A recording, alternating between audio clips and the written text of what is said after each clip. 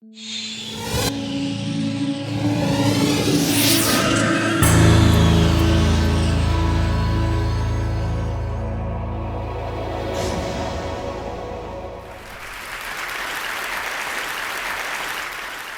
the subject of difficult negotiation reminds me of one of my favorite stories from the Middle East, of a man who left to his 3 sons 17 camels. And to the first son he left half the camels, to the second son he left a third of the camels, and to the youngest son he left a ninth of the camels. Well, 3 sons got into a negotiation. 17 doesn't divide by 2, it doesn't divide by 3, it doesn't divide by 9. Brotherly temper started to get strained. Finally, in desperation, they went and they consulted a wise old woman. The wise old woman thought about their problem for a long time, and finally she came back and said, well, I don't know if I can help you, but at least if you want, you can have my camel. So then they had 18 camels. The first son took his half of 18 is 9. The second son took his third, a third of 18 is 6. The youngest son took his ninth, a ninth of 18 is 2. You get 17. They had 1 camel left over. They gave it back to the wise old woman. Now, if you think about that story for a moment, I think it resembles a lot of the difficult negotiations we get involved in. They start off like 17 camels, no way to resolve it. Somehow what we need to do is step back from those situations, like that wise old woman, look at the situation through fresh eyes, and come up with an 18th camel. Now, finding that 18th camel in the world's conflict has been my life passion. I basically see humanity a bit like those 3 brothers. We're all one family. We know that scientifically. Thanks to the communications revolution, all the tribes on the planet, all 15,000 tribes, are in touch with each other. And it's a big family reunion. And yet, like many family reunions, it's not all peace and light. There's a lot of conflict. And the question is, how do we deal with our differences? How do we deal with our deepest differences, given the human propensity for conflict and the human genius at devising weapons of enormous destruction? That's the question. As I've spent the last better part of 3 decades, almost 4, traveling the world, trying to work, getting involved in conflicts ranging from Yugoslavia to the Middle East to Chechnya to Venezuela, some of the most difficult conflicts on the face of the planet, I've been asking myself that question. And I think I've found, in some ways, what is the secret to peace. It's actually surprisingly simple. It's not easy, but it's simple. It's not even new. It's maybe one of our most ancient human heritages. The secret to peace is us. It's us who act as a surrounding community around any conflict, who can play a constructive role. Let me give you just a story, an example. About 20 years ago, I was in South Africa working with the parties in that conflict, and I had an extra month, so I spent some time living with several groups of San Bushmen. I was curious about them, about the way in which they resolve conflict. Because after all, within living memory, they were hunters and gatherers, living pretty much like our ancestors lived for maybe 99% of the human story. And all the men have these poison arrows that they use for hunting, absolutely fatal. So how do they deal with their differences? Well, what I learned is whenever tempers rise in those communities, someone goes and hides the poison arrows out in the bush. And then everyone sits around in a circle like this, and they sit and they talk. And they talk. It may take 2 days, 3 days, 4 days, but they don't rest until they find a resolution, or better yet, a reconciliation. And if tempers are still too high, then they send someone off to visit some relatives. There's a cooling off period. Well, that system is, I think, probably the system that kept us alive to this point, given our human tendencies. That system I call the third side. Because if you think about it, normally when we think of conflict, when we describe it, there's always 2 sides. You know, it's Arabs versus Israelis, labor versus management, husband versus wife, Republicans versus Democrats. But what we don't often see is that there's always a third side. And the third side of the conflict is us. It's the surrounding community. It's the friends, the allies, the family members, the neighbors. And we can play an incredibly constructive role. Perhaps the most fundamental way in which the third side can help is to remind the parties of what's really at stake. You know, for the sake of the kids, for the sake of the family, for the sake of the community, for the sake of the future, let's stop fighting for a moment and start talking. Because the thing is, when we're involved in conflict, it's very easy to lose perspective. It's very easy to react. Human beings, we're reaction machines. And as the saying goes, when angry, you will make the best speech you will ever regret. And so the third side reminds us of that. The third side helps us go to the balcony, which is a metaphor for a place of perspective where we can keep our eyes on the prize. Let me tell you a little story from my own negotiating experience. Some years ago, I was involved as a facilitator in some very tough talks between the leaders of Russia and the leaders of Chechnya. There was a war going on, as you know. And we met in The Hague, in the Peace Palace, in the same room where the Yugoslav War Crimes Tribunal was taking place. And the talks got off to a rather rocky start when the vice president of Chechnya began by pointing at the Russians and said, "You should stay right here in your seats because you're going to be on trial for war crimes." And then he went on, and then he turned to me and said, "You're an American. Look at what you Americans are doing in Puerto Rico." And my mind started racing. Well, Puerto Rico, what do I know about Puerto Rico? I started reacting.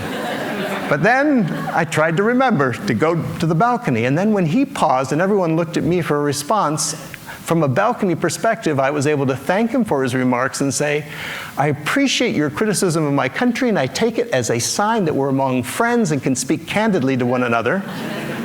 And what we're here to do is not to talk about Puerto Rico or the past. We're here to do just to see if we can figure out a way to stop the suffering and the bloodshed in Chechnya." The conversation got back on track. That's the role of the third side, is to help the parties go to the balcony. Now let me take you for a moment to what's widely regarded as the world's most difficult conflict, the most impossible conflict, is the Middle East. Question is, where's the third side there? How could we possibly go to the balcony? Now, I don't pretend to have an answer to the Middle East conflict, but I think I've got a first step, literally a first step, something that any one of us could do as third-siders. Let me just ask you one question first. How many of you in the last years have ever found yourself worrying about the Middle East and wondering what anyone could do? Just out of curiosity, how many of you? Okay, so the great majority of us. And here, it's so far away. Why do we pay so much attention to this conflict? Is it the number of deaths? There are 100 times more people who die in a conflict in Africa than in the Middle East. No, it's because of the story, because we feel personally involved in that story. Whether we're Christians, Muslims, or Jews, religious or non-religious, we feel we have a personal stake in it. Stories matter. As an anthropologist, I know that. Stories are what we use to transmit knowledge, they give meaning to our lives. That's what we tell here at TED. We tell stories. Stories are the key. And so my question is yes, let's try and resolve the politics there in the Middle East, but let's also take a look at the story. Let's try to get at the root of what it's all about. Let's see if we can apply the third side to it. What would that mean? What is the story there? Now, as anthropologists, we know that every culture has an origin story. What's the origin story of the Middle East? In a phrase, it's 4,000 years ago, a man and his family walked across the Middle East, and the world has never been the same since. That man, of course, was Abraham. And what he stood for was unity, the unity of the family. He's the father of us all. But it's not just what he stood for, it's what his message was. His basic message was unity too, the interconnectedness of it all, the unity of it all. And his basic value was respect, was kindness towards strangers. That's what he's known for, is hospitality. So in that sense, he's the symbolic third side of the Middle East. He's the one who reminds us that we're all part of a greater whole. Now think about that for a moment. Today we face the scourge of terrorism. What is terrorism? Terrorism is basically taking an innocent stranger and treating them as an enemy whom you kill in order to create fear. What's the opposite of terrorism? It's taking an innocent stranger and treating them as a friend whom you welcome into your home in order to sow and create understanding or respect or love. So what if, then, you took the story of Abraham, which is a third side story. What if that could be actually because Abraham stands for hospitality. What if that could be an antidote to terrorism? What if that could be a vaccine against religious intolerance? How would you bring that story to life? Now, it's not enough just to tell a story. That's powerful. But people need to experience the story. They need to be able to live the story. How would you do that? And that was my thinking of, how would you do that? And that's what comes to the first step here. Because the simple way to do that is you go for a walk. You go for a walk in the footsteps of Abraham. You retrace the footsteps of Abraham. Because walking has a real power. You know, as an anthropologist, walking is what made us human. Walking, it's funny, when you walk side by side in the same common direction. Now, if I were to come to you face to face and come this close to you, you would feel threatened. But if I walk shoulder to shoulder, even touching shoulders, it's no problem. Who fights while they walk? That's why in negotiations often, when things get tough, people go for walks in the woods.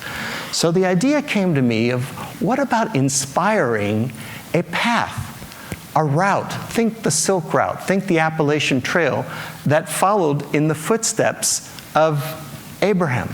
People said, that's crazy, you can't retrace the footsteps of Abraham, it's too insecure, you got to cross all these borders, it goes across 10 different countries in the Middle East because it unites them all. And so we studied the idea at Harvard, we did our due diligence, and then a few years ago, a group of us, about 25 of us from 10 different countries, decided to see if we could retrace the footsteps of Abraham, going from his original birthplace in the city of Urfa in southern Turkey, northern Mesopotamia. And we then took a bus and took some walks and went to Haran, where in the Bible he sets off on his journey. Then we crossed the border into Syria, went to Aleppo, which turns out is named after Abraham. We went to Damascus, which has a long history associated with Abraham.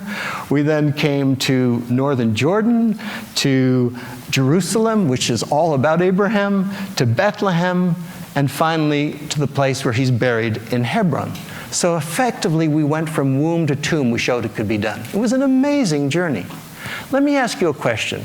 How many of you have had the experience of being in a strange neighborhood or strange land, and a total stranger, perfect stranger, comes up to you and shows you some kindness, maybe invites you into their home, gives you a drink, gives you a coffee, gives you a meal? How many of you have ever had that experience? That's the essence of the Abraham path. That's what you discover as you go into these villages in the Middle East where you expect hostility, and you get the most amazing hospitality, all associated with Abraham. In the name of Father Ibrahim, let me offer you some food. So what we discovered is that Abraham is not just a figure out of a book for those people. He's alive, he's a living presence. And to make a long story short, in the last couple of years now, thousands of people have begun to walk parts of the path of Abraham in the Middle East, enjoying the hospitality of the people there. They've begun to walk in Israel, in Palestine, in Jordan, in Turkey, in Syria. It's an amazing experience. Men, women, young people, old people, more women than men, actually, interestingly. For those who can't walk, who are unable to get there right now, people started to organize walks in cities, in their own communities. In Cincinnati, for instance, they organized a walk from a church to a mosque to a synagogue, and then all had an Abrahamic meal together. It was Abraham Path Day. In Sao Paulo, Brazil, it's become an annual event for thousands of people to run in a virtual Abraham Path run, uniting the different communities. The media love it. They really adore it. They lavish attention on it because it's visual and it spreads the idea, this idea of Abrahamic hospitality, of kindness towards strangers. And just a couple weeks ago, there was an NPR story on it.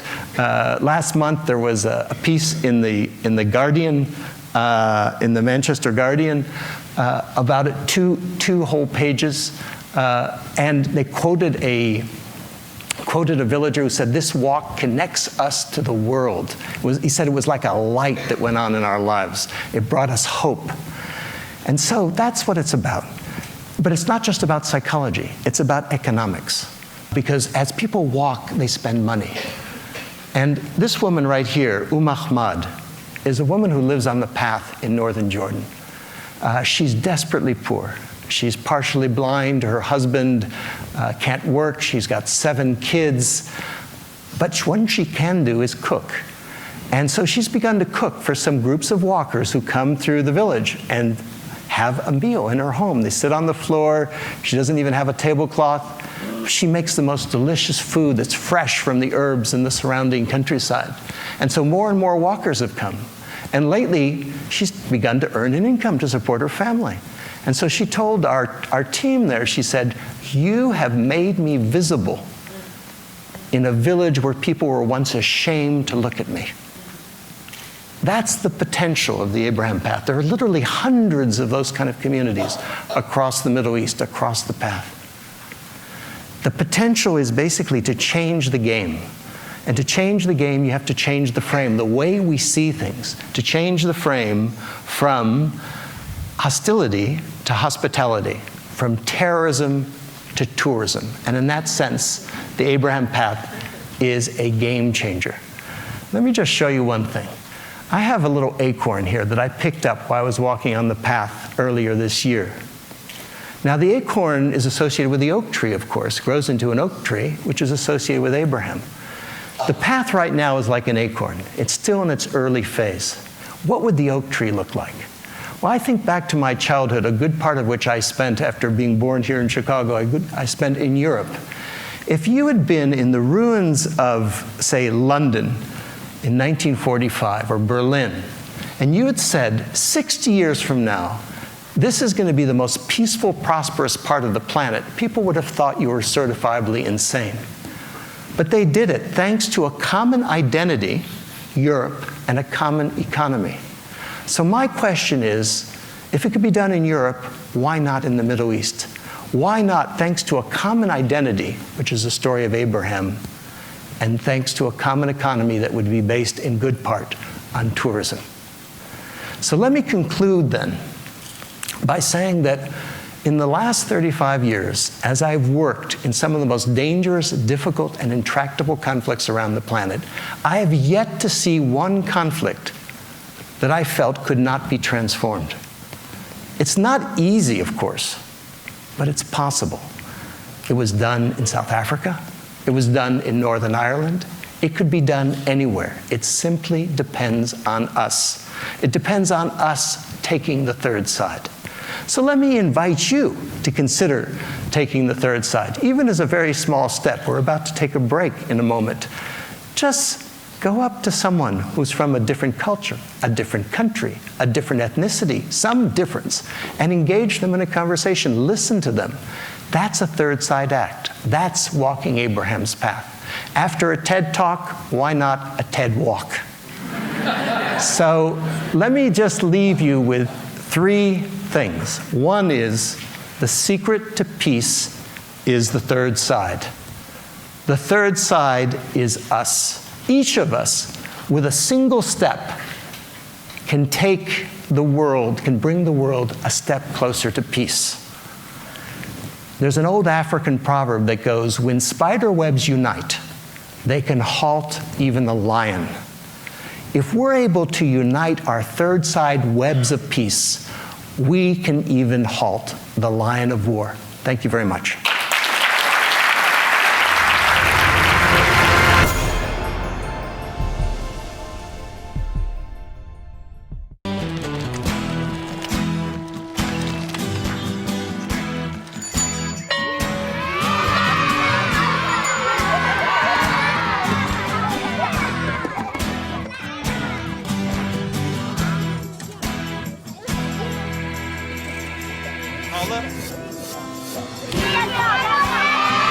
Sharing.